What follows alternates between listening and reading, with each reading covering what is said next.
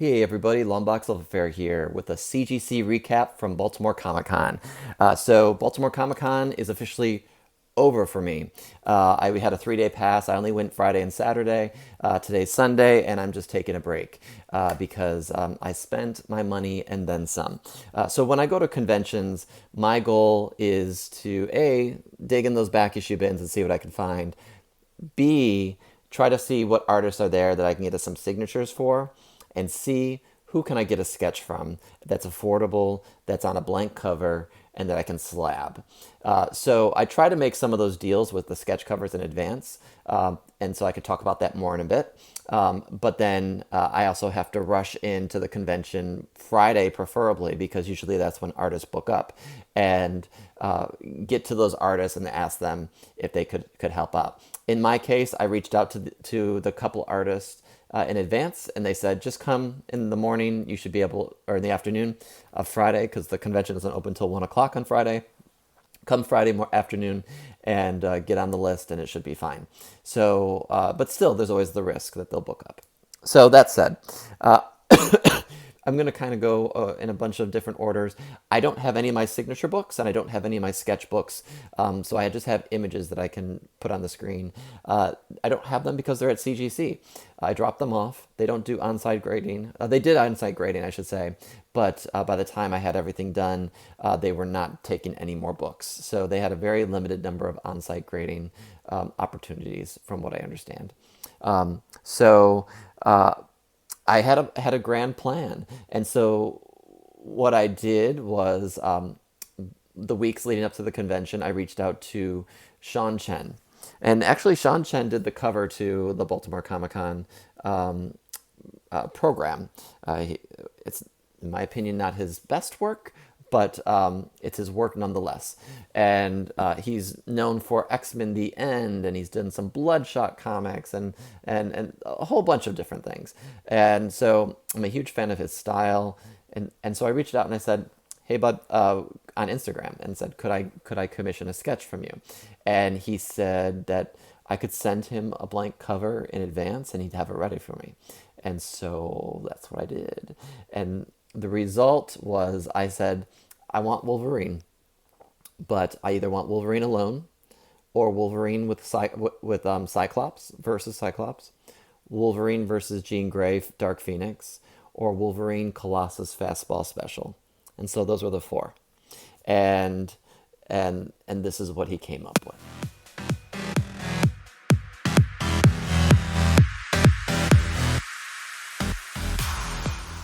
So on the on Instagram, he said, which one do you want? And I was like, do you want to pick one that you'd like to do? Is there one that would be fun for you?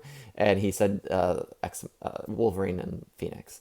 And the results couldn't be more amazing. So I, I, I don't have a two character battle scene sketch cover, and it is, I'm so psyched about this. This is like an amazing piece of my collection. So I sent that off. It's at CGC. Can't wait to get it back. So that was Sean Chen. I also reached out to Tom Rainey and wanted to get a Thanos or a Thanos versus Captain Marvel, the original Captain Marvel sketch. His two character sketch was double the price, and I wasn't really willing to pay that. I was already going out on a limb. So I just went with Thanos and gave him a Secret Wars 1 blank cover. And it was supposed to be a full figure sketch, but when I went to go pick it up yesterday, he's like, I think I messed up. And I was like, uh-oh, what does that mean? And he did a bust of Thanos. But to be quite honest, this bust is amazing. So check it out. Check it out.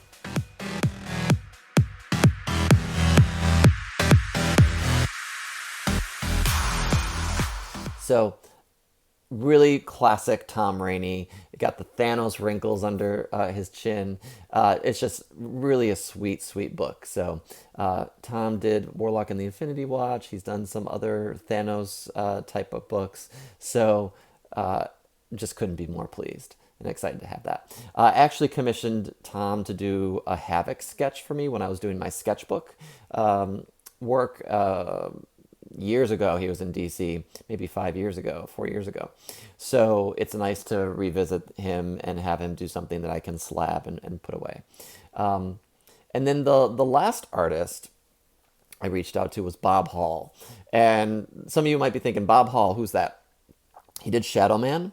When I was doing my Valiant video for y'all here, I was remembering Bob Hall's work, and I was really a big fan of Shadow Man. And I saw that he was going to be at the con, so I was like, let me reach out to him, and he responded. Not everyone is always responsive through social media, but he was. And I said, could I commission you to do a sketch? And he said, just bring the book and get on the list. So that's what I did. I ran over there. Nice guy, no real line. Tom didn't have a line either. But so Bob had a list, about 7 people deep. And I was a little worried that if he'd get back to me. And he said, no, I'll have it to you tomorrow. So just come in the morning. I went in the morning on Saturday. It wasn't ready yet. So I told him I wanted an Adam Warlock sketch on this Infinity sketch cover. So see the results here. This is pretty cool.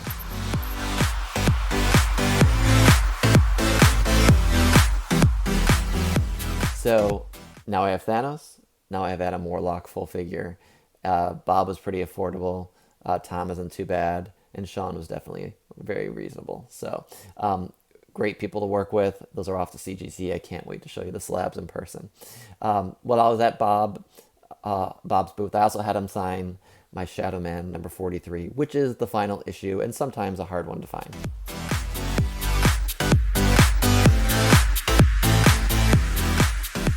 So I think that's probably a 9.6, 9.8 candidate.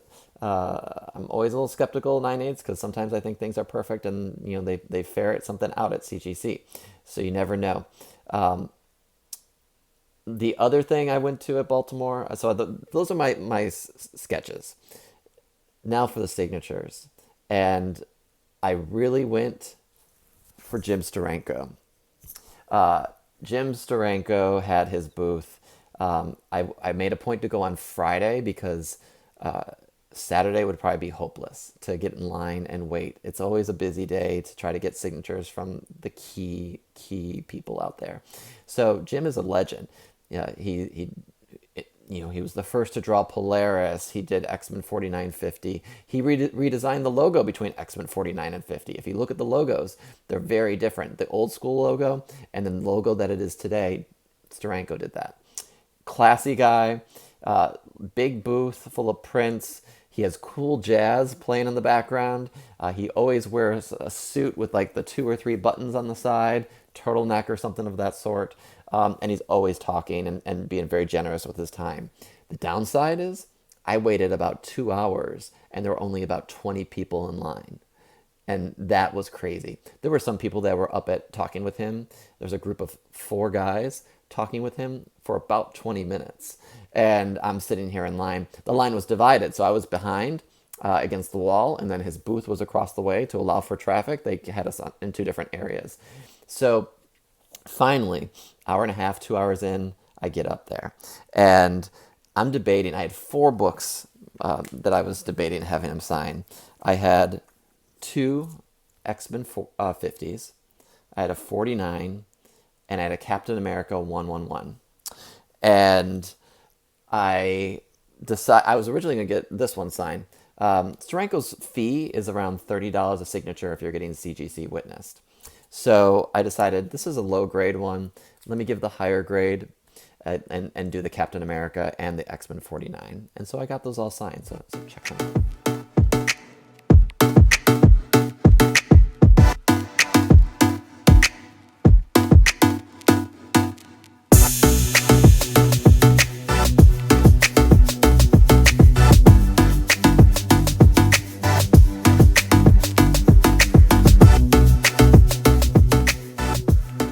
So super psyched about that. The logo placement. He's like, where do you think I should put this? I'm going to put it here. What do you think? We're going to use the green pen on number 50. And then, he did use in Steranko blue on the 49 and the 111. And just super awesome guy, really appreciative. He had a seminar on Saturday night that they said was going to start at 7:30 and go to maybe midnight or 2 in the morning. I didn't go to that. Baltimore is a bit of a hike, and to get back to DC, I didn't want to drive, to be quite honest. I took the train up. So I didn't go to that, but Stranko's an awesome guy. I also had two signatures in the same proximity from Arthur Sweedam. Is that Sweedam? How do you say it? Sudyam. And of Marvel Zombies fame. And Mike Zeck from Amazing Spider-Man's Kraven's Last Hunt, 293. Got those signatures. Mike Zeck was fine. He just is passing through. He didn't have a whole lot to say. Arthur, I was talking with his booth friend, the person who was managing his booth. He had no line. He was trying to entice people to come to him. Interesting character. The booth just has a whole lot of prints, and he has a box of comics. So the guy that was working his booth was like talking to me on the side and saying, because I was trying to figure out if I could get a signature. He's like, well, you really have to buy something from him. Because apparently he doesn't charge for a signature, but you have to buy something. So you could buy a print for $20 or a comic for $40, and he'd sign whatever you want. And so, and CGC was iffy. He's like, you might just want to have your CGC guy with you and not talk about it. It was weird. It was weird. A little shady. Wasn't quite clear if Arthur Sweedam was interested in CGC or not. So in the end, I wanted him to sign my Marvel Zombies one. And so I bought a print. I bought this. I've never seen this before. And I bought it just at a very spur of the moment. He signed it. It's hard to see. Right down here. But it's Venom victorious over Spider-Man. I don't know what I'm going to do with this. I don't hang art like this in my house, but it's a super cool piece. It's something different that I haven't seen published. And I have his certificate. So that was my story to get my Marvel Zombies 1 signed, and then Mike Zeck as well. So check those out.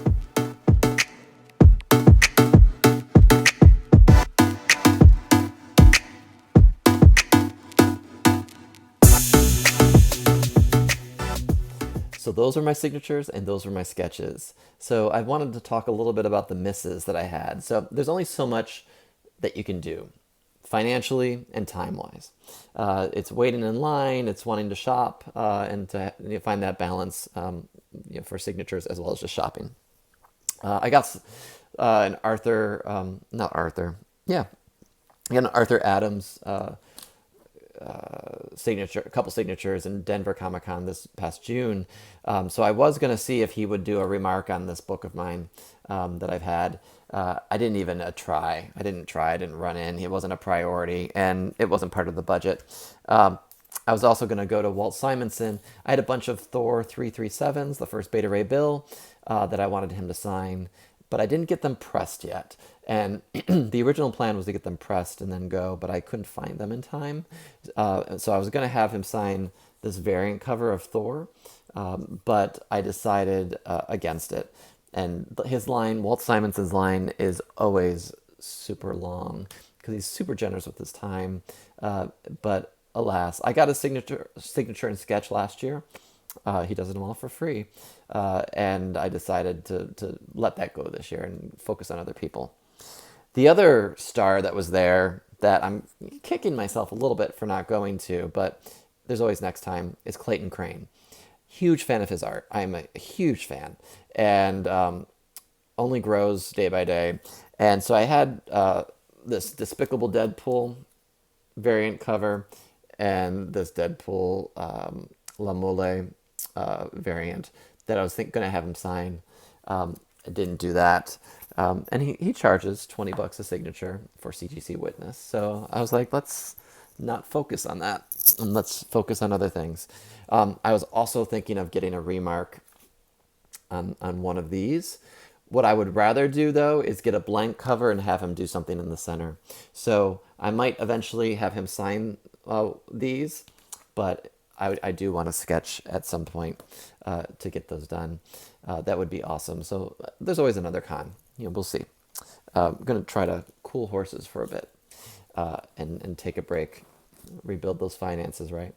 And then I was originally going to drop off a bunch of things at CGC, this much, and decided that's not the priority. The priority is acquiring these signatures and sketches, and then these will always be in my collection, and I can always CGC them. But let me just show you what I was going to drop off at CGC, if I was. I did not, obviously. So, Fantastic 448. And I have a lot of these pressed and cleaned, ready to go. DC Comics Presents 26. Teen Titans 60, the first appearance of Wonder Girl. Nova #1. Ghost Rider #1. Hulk 181. This book's a mess. It's not going to score high at all. It's got some tape residue and outlining of characters and pencil, but I've had it cleaned twice, pressed twice, so we'll see. 3 copies of this. These are 9/8 candidates. First appearance of Silk. My first appearance of Savage Dragon. One of my favorite Rob Liefeld covers. Uncanny X-Force #1, right? #1? Yeah. Variant cover. My Gambit Gold #1. Probably a 9/4. My Walking Dead 50. It does have some creases. I bought it at Midtown on sale and not for that price. And it's about very fine. So it's probably like an 8 something. It's a hard stock cover, so that's a hard one. And I had this pressed. There was a slight crease, and I didn't pay that either. It's an old number. But Wolverine #10, Third Claw variant. So those are what is in my short list for CGC. Whenever I send those, I don't know. I might do batches. I might wait till the winter. We'll see what happens. But I didn't drop them off. And sort of wish I did, but I also know that it gets pricey. So I'm going to save some money. So that's my haul. I'm super psyched about the Steranko shirt. I just keep on looking at it. And thanks everyone for watching. Hope you've enjoyed. I love the sketches I received. I'm really building up my sketch collection, which is exciting to me. And originally had them in a sketchbook, like I said, and then about a year and a half ago, I started slabbing the sketches, and I love that even more. And I've bought some online and so forth. So, yeah, so Baltimore was a success. I had a small comic book haul. If you didn't check that out, check it out. But this was really an amazing one. So great to see some YouTubers out there. Like I said, Rag718, DS Comics, and then I know Contender was out there, and a bunch of other people, some Impressible Defects people, CBSI. Great stuff out there. There's really a good one that pulls the community together. Those of you that do YouTube and that were there but don't show your face, I can't help that. You'll have to see me first before I can say hi, because I don't know who you are. But if I see anyone out in the community, please be sure to tap me on the shoulder, say hello. So thanks everyone. Hope you enjoyed this peek into the CGC signature series and sketch covers. And we'll see what happens when they return. I'm pretty hopeful that everything I submitted that is modern is going to be a 9 at least. 9/8 or 9/6, so we'll see. And then the X-Men and Captain America Steranko ones are much less, but they're nice copies, so we'll see. Thanks. If you're new to my channel, subscribe and check out my other videos, and I'll talk to y'all soon. All right, bye-bye.